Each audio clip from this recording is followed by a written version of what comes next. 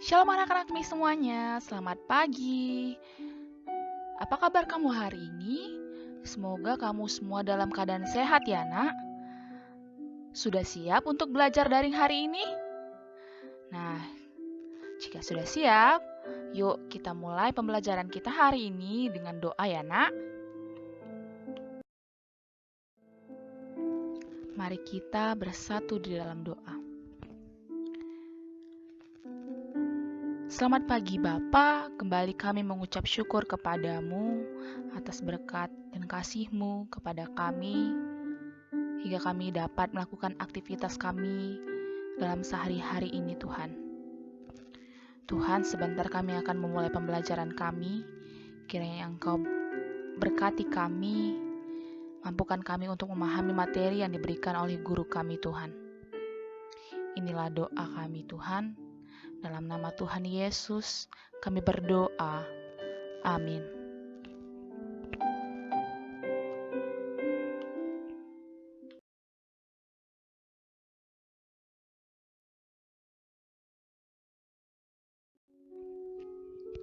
Nah, hari ini kita akan belajar pembelajaran tematik dari tema 5, Pahlawanku, dengan subtema 1, Perjuangan para Pahlawan. Hari ini kita akan membahas mengenai tokoh dan peninggalan pada masa kerajaan Buddha dan Islam.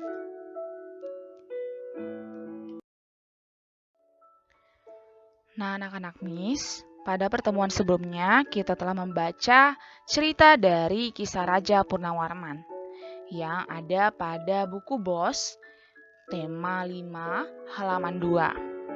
Nah, kita tahu bahwa Raja Purnawarman hidup pada masa kerajaan Hindu dan Buddha.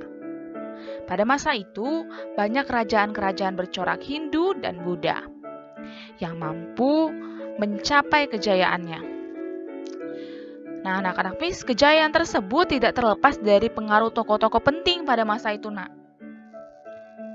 Nah, sebelumnya kita telah membahas mengenai tokoh-tokoh penting pada masa kerajaan Hindu. Sekarang, kita akan membahas dan mengetahui tokoh-tokoh penting dari masa kerajaan Buddha dan Islam. Nah, yang pertama, misalkan bahas mengenai tokoh penting dari masa kerajaan Buddha. Yuk simak ya nak. Agama Buddha merupakan agama yang disampaikan oleh Sang Buddha Siddhartha Gautama dari India. Pengaruh agama Buddha juga berkembang di Nusantara, hampir bersamaan dengan masuknya pengaruh Hindu. Agama Buddha juga dibawa oleh para pedagang dari India, nak. Dengan adanya pengaruh Buddha ini, muncullah kerajaan-kerajaan bercorak Buddha. Seperti apa, nak? Seperti Kerajaan Kalingga, Sriwijaya, dan Mataram kuno Buddha. Nah, dari kerajaan-kerajaan bercorak Buddha seperti Kalingga, Sriwijaya, dan Mataram kuno Buddha, ada beberapa tokoh yang terkenal dari 3 kerajaan tersebut. Nah, berikut ini tokoh yang terkenal dari 3 kerajaan tersebut.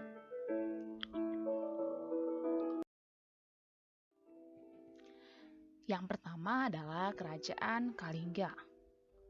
Salah satu kerajaan Buddha yang pernah berdiri di Nusantara yaitu adalah Kerajaan Kalingga. Ratu Simo merupakan raja yang terkenal dari Kerajaan Kalingga. Ratu Simo ini memiliki sikap kepahlawanan yang patut kita teladani, nak. Nah, yuk coba kita lihat peta pikiran dari Ratu Simo.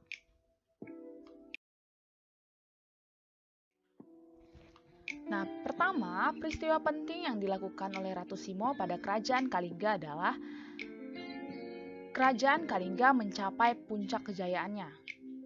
Nah, ketika Ratu Simo memimpin, Kerajaan Kalingga mencapai puncak kejayaannya. Yang kedua adalah pada masa pemerintahannya, hukum ditegakkan dengan tegas dan seadil-adilnya. Maka dari itu, sikap kepahlawanan yang dimiliki oleh Ratu Simo adalah gagah dan berani serta berjiwa ksatria. Adapun peninggalannya yang ditinggalkan oleh Ratu Simo adalah ajaran tentang kejujuran dan penegakan hukum yang seadil-adilnya. Kejujuran dan keadilan hukum merupakan ajaran yang akan berlaku selamanya dalam bentuk kepribadian generasi bangsa. Nah, itulah dia beberapa peristiwa penting dan sikap kepahlawanan yang dimiliki Ratu Simo dari Kerajaan Kalingga yang bercorak Buddha.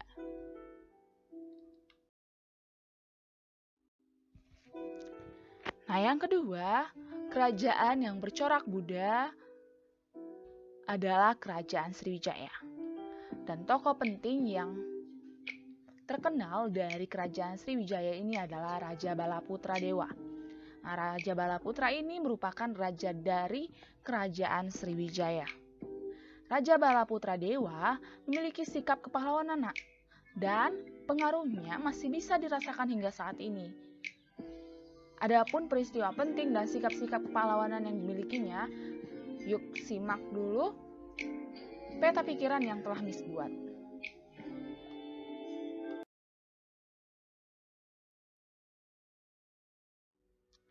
Nah, pada masa kepemimpinannya terhadap Kerajaan Sriwijaya, Raja Balaputra Dewa memiliki peristiwa pentingnya.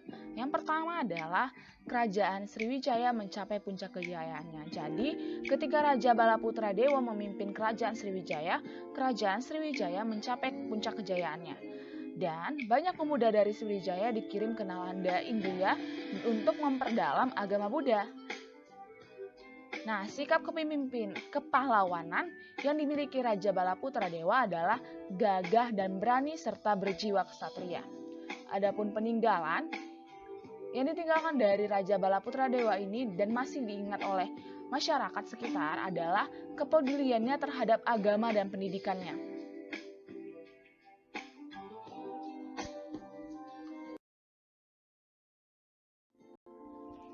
Nah, yang ketiga adalah Kerajaan Mataram kuno bercorak Buddha. Pada masa Kerajaan Mataram kuno bercorak Buddha, tokoh yang terkenal pada masa kerajaan tersebut adalah Raja Samaratungga. Kerajaan Mataram kuno Buddha ini terletak di Jawa Tengah, nak. Jadi, Raja Samaratungga merupakan raja dari Kerajaan Mataram kuno bercorak Buddha. Raja Samaratungga memiliki sikap kepahlawanan dan mewariskan peninggalan berupa candi. Adapun peristiwa penting yang dilakukan Raja Samaratungga pada masa Kerajaan Mataram kuno Buddha adalah pembangunan Candi Borobudur. Dan sikap kepahlawanan yang dimiliki oleh Raja Samaratungga adalah yang pertama, gagah dan berani, penuh semangat dan pantang menyerah. Ingat ya, nak, peninggalan dari Raja Samaratungga adalah Candi Borobudur yang kita bisa gunakan atau banyak manfaatnya sebagai sumber sejarah dan sebagai objek wisata sejarah. Sampai sini sudah paham anak-anak Miss? Nah, selanjutnya kita akan membahas mengenai tokoh dan peninggalan pada masa Kerajaan Islam. Agama Islam pertama kali berkembang di Zahira, Arab. Agama ini kemudian berkembang pesat dan masuk ke Nusantara Indonesia, nak. Beberapa perdagangan dari Arab, Persia, dan Gujarat India membawanya masuk ke Indonesia. Dengan adanya pengaruh Islam, muncullah kerajaan bercorak Islam, nak. Seperti apa? Seperti Kerajaan Samudra Pasai, Kerajaan Demak, dan Kerajaan Goa Talo. Nah, berikut ini Miss berikan beberapa tokoh dari kerajaan yang bercorak Islam. Ya, nak?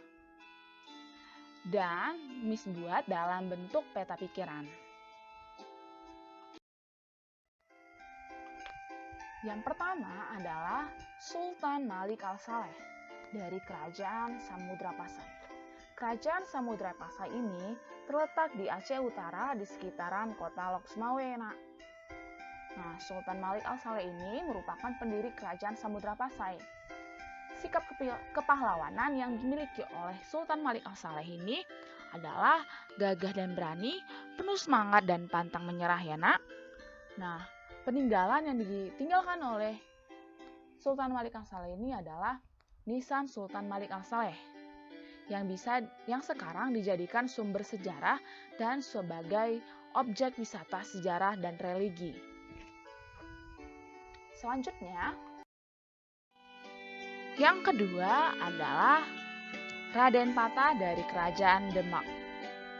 Kerajaan Demak ini merupakan kerajaan Islam pertama dan terbesar di pantai utara Jawa. Nah, Raden Patah ini merupakan pendiri Kerajaan Demak, Nak. Ingat ya, Nak, Raden Patah merupakan pendiri Kerajaan Demak. Nah, sikap kepahlawanan yang dimiliki Raden Patah yang pertama yaitu gagah dan berani, penuh semangat, dan pantang menyerah. Peninggalan yang dimiliki Raden Patah dan masih diingat sampai sekarang dan masih ada sampai sekarang adalah Masjid Agung Demak. Masjid Agung Demak ini dimanfaatkan oleh masyarakat sekitar sebagai sumber sejarah dan sebagai objek wisata sejarah dan religi. Nah,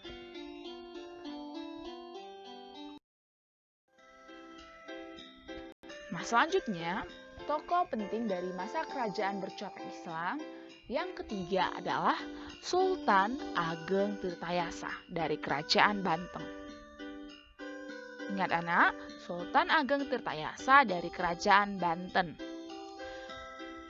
Adapun peristiwa penting yang dilakukan Sultan Ageng Tirtayasa adalah pada tahun 1580 Masehi terjadi perselisihan antara Sultan Ageng Tirtayasa dan putranya Sultan Haji.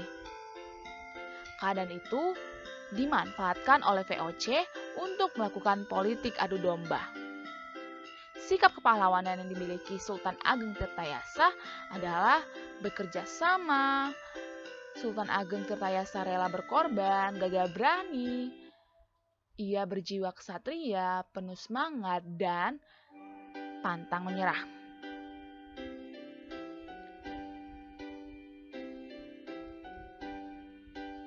Sultan Ageng Tirtayasa memiliki sikap anti penjajah sehingga masih diingat oleh masyarakat sekitar, dan masyarakat sekitar menerapkan sikap anti penjajah yang diajarkan oleh Sultan Ageng Tirtayasa.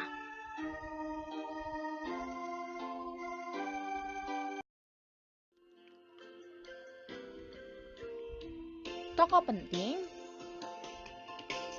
pada masa kerajaan bercorak Islam yang keempat adalah Sultan Hadiwijaya. Sultan Hadiwijaya ini merupakan pendiri Kerajaan Pajang, Nak. Sikap yang dimiliki Sultan Hadiwijaya adalah gagah berani, penuh semangat, pantang menyerah. Nah, makam Sultan Hadiwijaya dijadikan sebagai sumber sejarah dan objek wisata sejarah dan religi bagi masyarakat.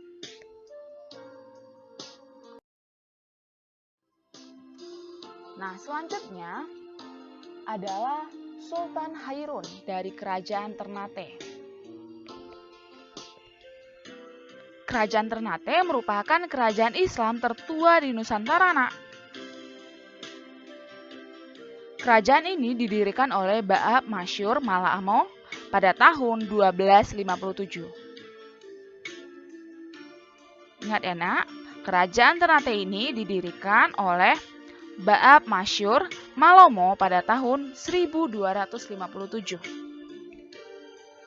Nah, pada tahun 1565 Masehi, Sultan Hairun menyerang Portugis, tetapi ia terbunuh pada tahun 1570 Masehi.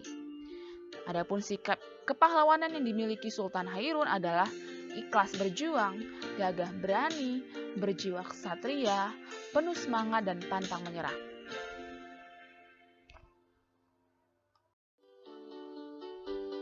Selanjutnya, tokoh penting dari masa kerajaan bercorak Islam yang keenam adalah Sultan Agung Hanyokrokusumo dari Kerajaan Mataram Islam.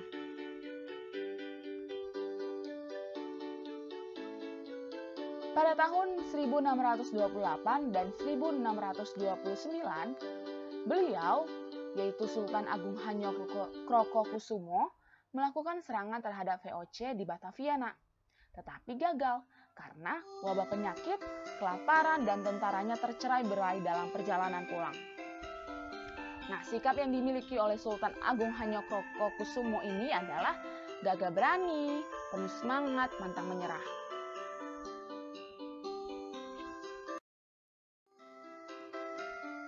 Nah, dan yang terakhir adalah Sultan Hasanuddin dari Kerajaan Goa Talo. Kerajaan Goa Talo yang berada di Makassar mencapai puncak kejayaannya. Jadi ketika Sultan Hasanuddin memerintah Kerajaan Goa Talo mencapai puncak kejayaannya, Nak.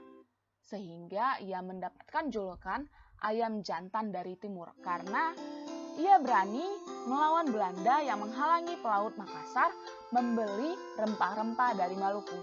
Jadi anak-anak Miss, Sultan Hasanuddin diberi julukan apa, Nak? Ya, ayam jantan dari timur. Karena apa? Karena berani melawan Belanda yang menghalangi pelaut Makassar membeli rempah-rempah dari Maluku. Sultan Hasanuddin kalah karena pengkhianatan Raja Arupalaka dari Bone dan terpaksa menandatangani perjanjian Bongaya yang merugikan rakyat Goa Talo. Nah, sikap yang dimiliki Hasanuddin ini adalah gagah berani, penuh semangat, dan pantang menyerah. Sehingga makam Sultan Hasanuddin ini dijadikan objek wisata sejarah.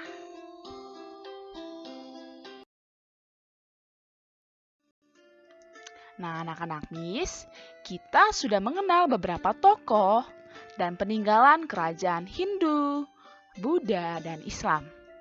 Nah, tokoh-tokoh tersebut mewariskan sikap kepahlawanan untuk generasi penerusnya. Sikap kepahlawanan adalah suatu keadaan yang menunjukkan sifat keberanian, kerelaan, dan keperkasaan untuk berkorban membela kebenaran. Nah, ayo kita teladani sikap kepahlawanan berikut ini, Nak. Yang pertama adalah bekerja sama. Kita sebagai generasi penerusnya harus bekerja sama, Nak. Dengan cara apa? Dengan bergotong royong membersihkan lingkungan sekitar kita. Selanjutnya yaitu sikap rela berkorban. Nah, kita dapat menyisihkan sebagian uang jajan kita untuk disumbangkan bagi korban bencana alam. Nah, yang ketiga adalah bersikap kesatria. Miss, bagaimana bersikap kesatria bagi penerapan dalam kehidupan sehari-hari kita? Nah, kita bisa melakukannya dalam kehidupan sehari-hari seperti bersedia meminta maaf ketika kita berbuat salah, Nak. Jadi kita berani untuk meminta maaf ketika kita berbuat salah. Nah, selanjutnya, sikap yang harus kita miliki dan kita teladani, yaitu adalah gagah dan berani. Bagaimana, Miss, kita lakukan dalam kehidupan sehari-hari? Ya, kita lakukan dalam kehidupan sehari-hari dengan berani menjauhi sifat-sifat yang tidak terpuji. Nah, kamu kan sekarang udah kelas 4 nih, kamu sudah tahu membedakan bagaimana sikap yang terpuji dan tidak terpuji. Bagaimana yang bisa kamu lakukan dan tidak bisa kamu lakukan. Nah, selanjutnya adalah berjuang dengan ikhlas. Dengan apa? Dengan ikhlas menuntut ilmu demi kemajuan bangsa. Bukan hanya demi kemajuan bangsa saja, Nak, tapi demi masa depan kamu juga. Jadi kamu dalam menuntut ilmu itu harus ikhlas. Agar apa? Agar hati kamu senang dalam melakukannya. Ya, Nak, ketika kamu ikhlas dalam menuntut ilmu, maka ilmu yang kamu terima itu pasti akan dapat kamu terapkan dalam kehidupan kamu. Akan bermanfaat juga bagi masa depan kamu, Nak. Dan orang tua akan bangga kepada kamu karena selanjutnya adalah kita harus memiliki sikap mencintai tanah air. Nah, ingat, Nak, kita harus memiliki sikap mencintai tanah air. Tanah air kita apa, Nak? Tanah air Indonesia. Dengan apa, Miss? Dengan mempromosikan dan menggunakan barang-barang buatan dalam negeri, Nak. Jadi, kita harus cinta produk dalam negeri. Seperti apa? Kita menggunakan batik, ya kan, Nak? Nah, jadi kita tidak boleh tidak mencintai buatan dalam negeri. Kita harus mencintainya. Kita harus bangga. Kita harus bangga dengan buatan-buatan dalam negeri kita. Dalam negeri Indonesia, ya, Nak. Nah, yang terakhir adalah mendahulukan kepentingan bersama. Jadi anak-anak Miss, kita harus mendahulukan kepentingan bersama daripada kepentingan pribadi. Dengan cara apa? Lebih memilih ikut bergotong royong daripada bermain. Ya, Nak, kita harus lebih memilih ikut bergotong royong daripada bermain. Nah, sampai sini sudah paham anak-anak Miss?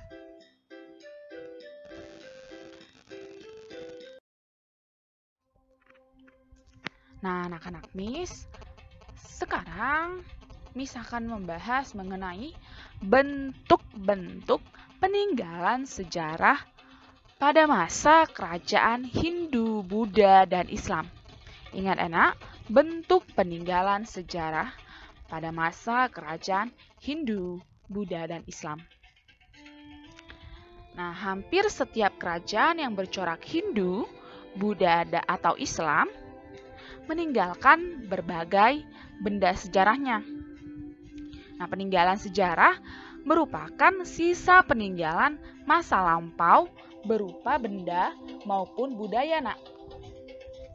Peninggalan ini mempunyai nilai sejarah yang masih ada hingga kini. Nah, untuk itu kita harus mengenal bentuk-bentuk peninggalan kerajaan Hindu, Buddha, dan Islam. Nah, yang pertama adalah prasasti. Prasasti ini adalah peninggalan sejarah dalam bentuk batu tertulis yang isinya menceritakan raja atau penguasa pada masa pemerintahannya. Kemudian yang kedua adalah candi. Candi adalah bangunan kuno dari batu yang didirikan sebagai tempat pemujaan. Nah, abu jenazah para raja dan pendeta Hindu Buddha pada zaman dahulu juga disimpan di candi. Nah, yang ketiga, bentuk peninggalannya yaitu karya sastra. Karya sastra adalah peninggalan sejarah berupa naskah yang berisi tentang kepahlawanan. Naskah ini juga berisi pujian terhadap raja yang memerintah dan berisi nasihat.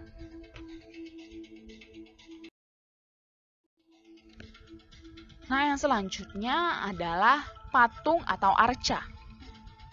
Nah, patung atau arca ini yaitu bentuk pahatan yang dibuat dari batu atau logam seperti emas atau perunggu. Arca biasanya digunakan dalam pemujaan atau peribadatan. Nah, bentuk peninggalan sejarah selanjutnya adalah peninggalan berupa agama dan adat. Misalnya apa, Nak? Misalnya upacara ngaben di Bali, Hari Raya Galungan, dan Hari Raya Nyepi.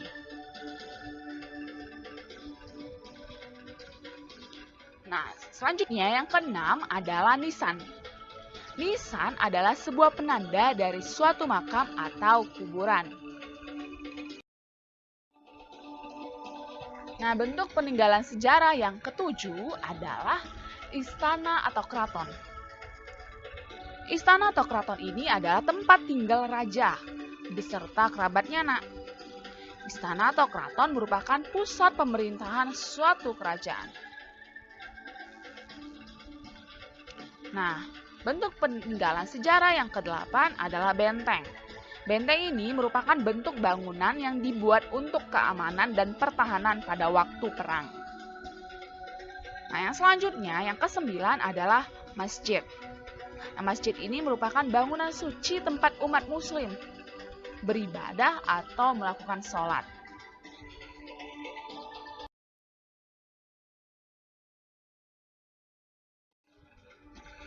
Nah, yang selanjutnya adalah bentuk peninggalan berupa kesusastraan dan kesenian, seperti seni rupa atau kaligrafi. Kesusastraan yaitu berupa hikayat, suluk, babat, dan syair. serta seni tari dan musik. Nah, dan yang terakhir adalah bentuk peninggalan berupa senjata kuno. Senjata kuno adalah peninggalan berupa senjata yang dipakai dalam peristiwa sejarah, Nak. Misalnya apa? Misalnya rencong, Aceh, dan Meriam. Nah, sampai sini sudah paham anak-anak Miss?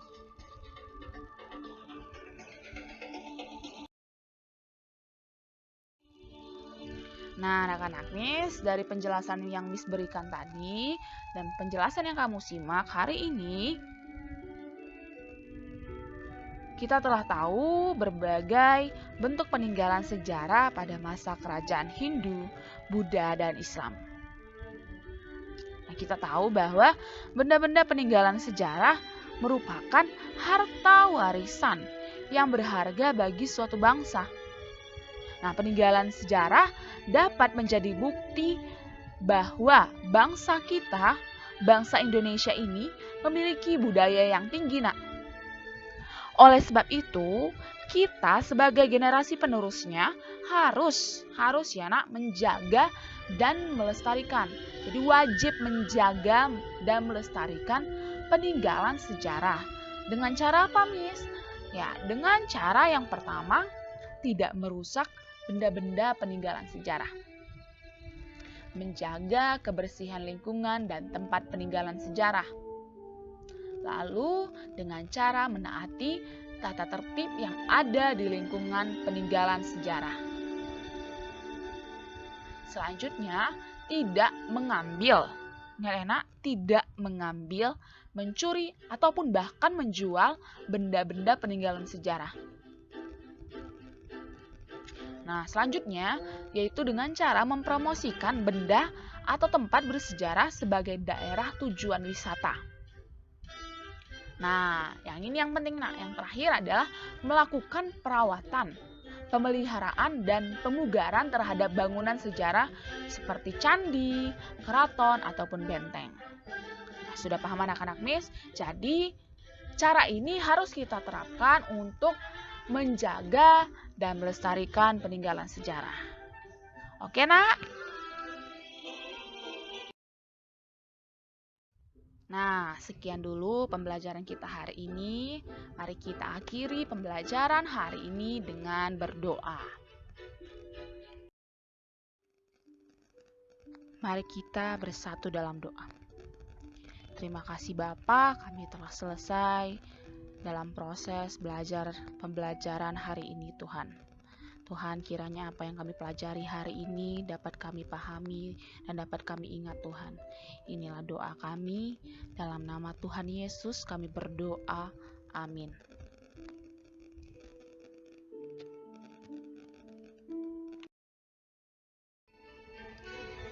Shalom anak-anak Miss, tetap semangat belajar ya, Nak. Jangan lupa tetap jaga kesehatan dan selalu gunakan masker. Tuhan Yesus memberkati.